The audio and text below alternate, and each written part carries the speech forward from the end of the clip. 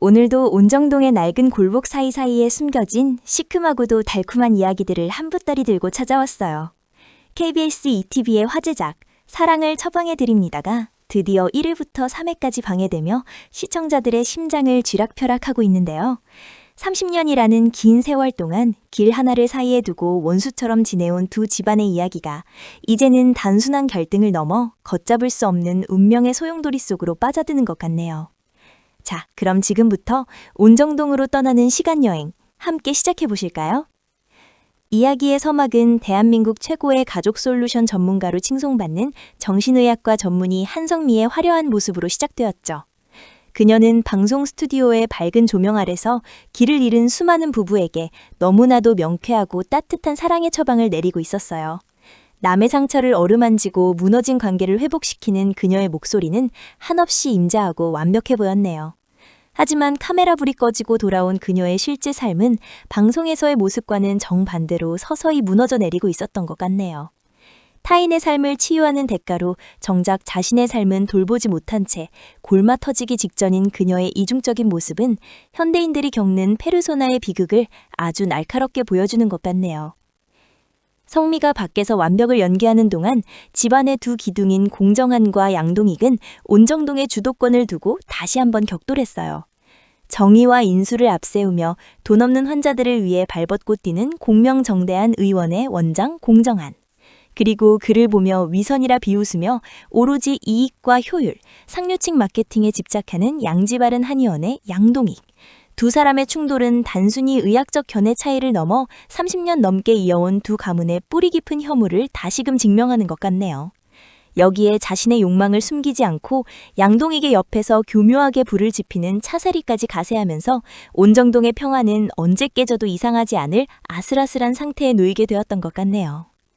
이런 삭막한 환경 속에서 자란 공주아는 집안의 기대를 한몸에 받으며 유능한 쇼호스트로 활약하고 있었죠. 하지만 그녀에게 닥친 최악의 방송사고 위기는 그녀의 커리어 사상 최대의 시련이 되었어요.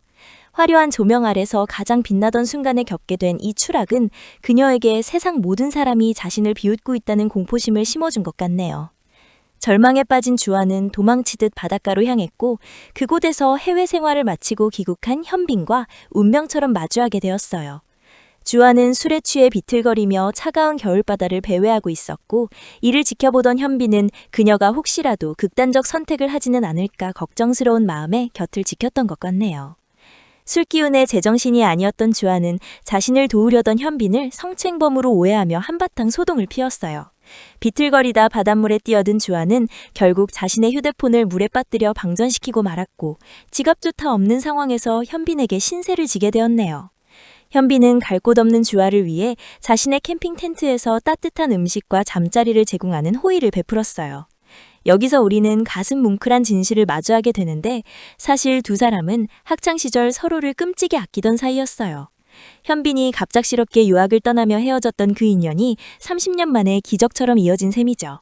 주아는 현빈을 전혀 알아보지 못했지만 현빈은 그녀를 단번에 알아보고도 짐짓 모른 척하며 텐트에서 잠든 주아를 지켜보았네요. 나 돌아왔어, 주아야 라는 그의 나지막한 혼잣말은 그가 얼마나 오랜 시간 주아를 그리워하며 기다려왔는지를 느끼게 해지는 대목이었어요. 텐트 안에서 곤히 잠든 주아를 바라보는 현빈의 눈빛엔 30년이라는 세월의 무게가 고스란히 담겨 있는 것 같네요. 그는 주아가 자신을 알아보지 못해도 심지어 자신을 스토커라고 오해하며 주변에 도움을 청해도 그저 곁에 머물 수 있음에 감사하는 듯 보였어요. 다음날 새벽 텐트에서 깬 주아는 곁에 누워 자고 있는 현빈을 보고 소스라치게 놀라 도망치듯 집으로 돌아왔어요. 몰래 귀가하던 주아를 발견한 성미는 아연실색하며 다시는 홈쇼핑 일을 하지 말고 의사로 돌아가라며 주아를 거세게 몰아붙였네요. 하지만 주아의 머릿속에는 오로지 간밤에 본 낯선 남자의 잔상만이 가득해 엄마의 잔소리는 들리지도 않는 것 같았어요. 한편 집안에서는 또 다른 폭탄이 터졌는데 정한이 제사 도중 술에 취해 들어와 가족들 앞에서 성미에게 이혼을 선언해 버린 것이죠. 평소 인자한 이미지로 사랑받던 성미의 완벽한 세계가 무너지는 순간이었던 것 같네요. 태안그룹의 새로운 실세로 부임한 현빈과 재회한 주아의 심정은 그야말로 지옥과 천국을 오가는 기분이었을 것 같네요. 자신을 도와준 생명의 은인인 줄 알았더니 알고 보니 스토커인 줄 알았던 남자가 이제는 자신의 목줄을 쥔 직속 상사로 나타났으니 말이죠. 주아는 현빈을 보고 아연실색하며 최대한 모른 척 발뺌해 보려 하지만 현빈은 호락호락한 남자가 아니었어요. 그는 주아의 얼굴 가까이 자신의 얼굴을 들이밀며 그녀가 누구인지 또렷이 기억한다고 선언하죠. 현빈은 주아를 자신의 비서로 임명하며 곁에 두기로 결정하는데요. 사실 현빈은 부사장 혜수에게 주아가 자신의 첫사랑이었다는 사실을 이미 고백한 상태였어요. 혜수는 이 흥미진진한 상황을 즐기며 현빈의 행보를 지켜보기로 하죠. 정작 주아는 현빈이 자신을 알아보는 것에 공포를 느끼며 그날 밤 아주 끔찍한 악몽에 시달리게 됩니다. 꿈속에서 비서가 된 주아는 커피 심부름부터 온갖 잔심부름을 다 해다 바치지만 현빈은 아주 사소한 꼬투리를 잡아 그녀를 괴롭히며 악마 같은 미소를 지었거든요. 하지만 현실의 현빈은 꿈과는 전혀 딴판이었어요. 출근한 주아 앞에 나타난 현실의 현빈은 청소와 커피 심부름을 거절하고 오히려 주아가 제출한 자료들을 칭찬해 주었네요. 주아는 자신을 괴롭히지도 복수하지도 않는 현빈의 모습이 오히려 더 불안하게 느껴졌던 모양이에요. 무언가 더 큰 한방을 모기기 위해 지능적으로 판을 짜는 것이 아닐까 하는 의구심을 거두지 못하는 주아의 모습은 마치 쫓기는 사슴 같아 보이기도 했네요.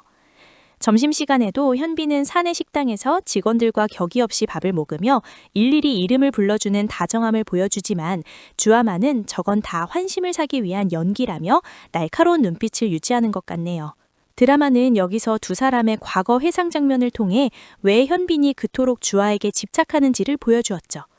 어린 시절 현빈은 유약한 성격 탓에 친구들에게 괴롭힘을 당하곤 했는데요. 그때 혜성처럼 나타나 그를 구해준 영웅이 바로 주아였어요. 당시 주아는 1살 어린 현빈을 챙기며 그를 데리고 돈가스 집으로 향했죠. 바삭한 돈가스를 입에 넣어주며 씩씩하게 웃던 누나 주아의 모습은 어린 현빈의 가슴에 평생 지워지지 않을 첫사랑의 인장으로 남게 된 것 같네요. 현빈은 퇴근길에 주아를 몰래 집에 데려다 주며 멀어지는 그녀의 뒷모습을 한참 동안 바라봅니다. 그때의 돈가스집 추억을 회상하며 여전히 주아를 좋아한다는 혼잣말을 내뱉는 현빈의 목소리에는 30년이라는 세월의 무게가 고스란히 담겨 있었어요. 그가 한국으로 돌아온 이유도 태안그룹의 이사 자리가 탐나서가 아니라 오로지 주아라는 처방전을 찾기 위해서였다는 사실이 명확해지는 순간이었던 것 같네요. 주아는 아직 그를 알아보지 못하고 경계만 하고 있지만 현빈의 이 지독하고도 순애보적인 사랑이 주아의 얼어붙은 마음을 어떻게 녹여갈지 정말 기대가 되네요. 온정동의 갈등은 이제 경제적인 압박과 명예훼손으로까지 번지기 시작했어요. 선혜는 우연히 대안의 처가 몰래 피임약을 복용하고 있다는 사실을 알게 됐고 큰 충격에 빠졌죠. 대안의 처는 아이를 낳는 것이 너무나도 무섭다고 고백하며 선혜에게 비밀을 지켜달라고 눈물로 호소했어요. 이 에피소드는 현대사회에서 여성이 겪는 출산에 대한 공포를 아주 묵직하게 다루고 있는 것 같네요. 한편 상인의 성적이 본격화되면서 동익과 세리는 비열한 수단을 동원하기 시작했어요. 대세가 공정한 쪽으로 기울자 세리는 성미의 불륜 스캔들을 조작해 온정시장 온라인 카페에 퍼뜨렸죠.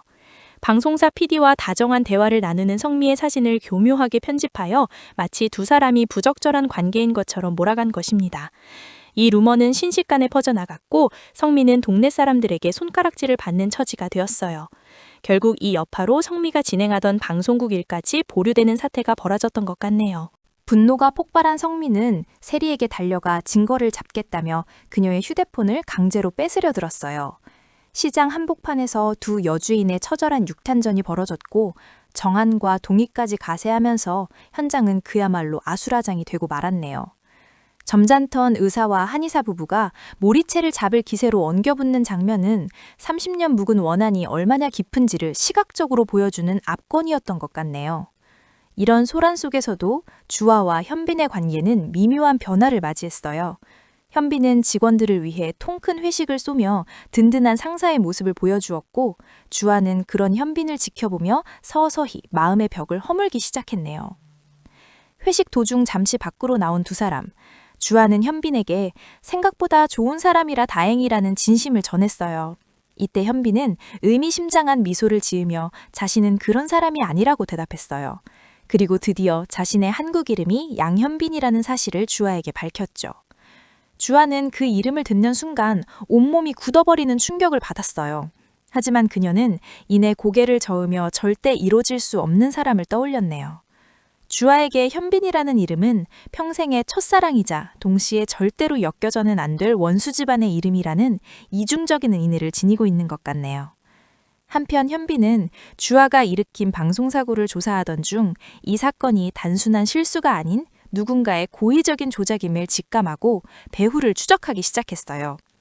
주아 역시 자신의 결백을 증명하기 위해 사표를 쓰는 대신 진상을 밝히겠다는 강한 의지를 보였는데 사실 부사장이 주아에게 기회를 준 것은 모두 현빈의 마쿠 조율 덕분이었던 것 같네요. 자, 여기서 제가 아주 흥미로운 추리를 하나 해보려고 합니다. 1회부터 3회까지의 내용을 바탕으로 볼 때 주아의 방송사고를 조작한 인물은 과연 누구일까요? 저는 그 근거로 차세리와 양동익의 긴밀한 유대관계에 주목하고 싶네요. 동익이 선혜의 약국 월세를 인상하며 정한의 집을 몰아내려 했듯이 세리 역시 한성미의 딸임 주아를 무너뜨림으로써 성미의 완벽한 커리어에 흠집을 내려 한 것이 아닐까 하네요. 특히 성미의 불륜 스캔들 사진이 찍힌 각도를 보면 아주 사적인 순간을 정확히 포착하고 있는데 이는 누군가 성미의 일거수일투족을 오랫동안 감시해왔다는 확실한 증거가 될 것 같네요. 또한 현빈이 자신의 이름을 아르헨티나 이름인 빠꾸나초라고 속였던 것은 단순히 장난이 아닐 겁니다. 그는 30년 전 자신의 집안과 주아의 집안 사이에 벌어진 비극적인 사건의 진실을 이미 알고 있는 것 같아요. 자신이 양선출의 손자라는 사실을 밝히는 순간 주아와의 관계가 다시 원점으로 돌아갈 것을 두려워했기 때문에 정체를 숨긴 채 주아를 먼저 치유해 주려는 깊은 배려가 담긴 처방전이 아닐까 하네요. 현빈이 한국으로 돌아와 굳이 이 험난한 온정동의 갈등 속에 뛰어든 이유는 단 하나, 30년 전 매듭짓지 못한 그 사랑의 처방전을 주아에게 전달하고 싶었기 때문이라는 확신이 드네요. 결국 사랑을 처방해드립니다는 상처받은 이들이 서로의 아픔을 모른 채 마주하고 그 속에서 새로운 희망의 씨앗을 발견하는 과정을 아주 섬세하게 그려내고 있는 것 같네요. 방송사고라는 최악의 위기가 현빈이라는 최고의 인연으로 연결되는 과정은 우리 인생에서 버려질 순간은 하나도 없다는 따뜻한 메시지를 전하고 있네요. 빠꾸나초라는 이름 뒤에 숨겨진 현빈의 진심과 자신의 결백을 증명하려는 주아의 고군분투가 어떤 감동을 선사할지 벌써 4회가 기다려집니다. 오늘 제가 준비한 1회부터 3회까지의 통합 분석 내용이 여러분의 드라마 시청에 큰 도움이 되었으면 좋겠네요. 여러분은 성미가 시장 바닥에서 보여준 그 절박한 사투가 그녀의 결백을 입증할 열쇠가 될 것이라고 생각하시나요? 아니면 오히려 독이 될 것이라고 보시나요? 여러분의 참신한 내피셜을 댓글로 많이 남겨주세요. 저는 여러분의 의견을 바탕으로 더욱 깊이 있는 분석을 들고 다음 영상으로 돌아오도록 하겠습니다.